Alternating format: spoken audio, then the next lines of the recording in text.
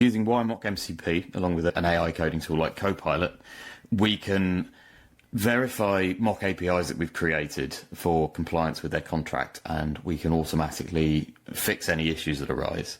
So this helps with the problem of drift. So where the real API has changed, the OpenAPI contract has been updated, but now our mock API is out of date. And if we're testing against it, potentially we're testing against something that's not accurate.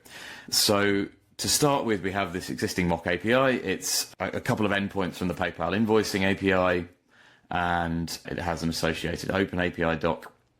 And what I'm going to do is add an extra required field to the response of that get endpoint, so that it gets a single invoice. I'm going to add an email address onto the invoicer object in there. So let's go and find invoicer. And I'm just going to put this at the top for simplicity's sake.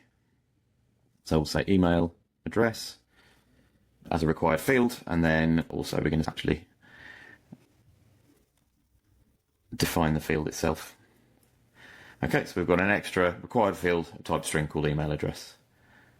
So now our OpenAPI contract's been updated, but our stubs haven't. So the two have drifted, and we now want to use our AI tool to detect that and fix that. So let's go back into Copilot. This doesn't need to be Copilot. This could be Cursor, it could be Windsurf, it could be Claude Code. There's a whole load of these tools that support MCP now, and that WireMock will work with. So I'm going to paste this prompt in. So I'm saying verify this specific mock API by making test requests, look for validation errors, any problems, go and update the stub, repeat the process, and check that everything's okay before you finish. So let's kick that off.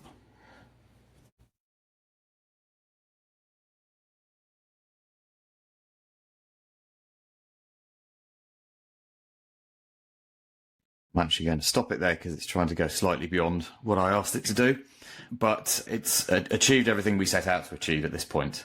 So let's just recap that very quickly. So it went and fetched the set of stub mappings for the API that we asked it to, as well as getting the open API, so it got an idea of what the structure of the API should look like.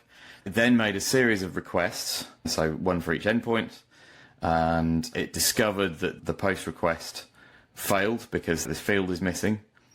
It then went and pulled the request journal, like we asked it to, and discovered that there was indeed this missing field that resulted in a validation error. It then updated the stub, adding the new field, made a new request, and then rechecked again to make sure that there were no further validation errors. So from a single prompt, we've managed to check for and fix drift that has occurred between our mock and our real API specification.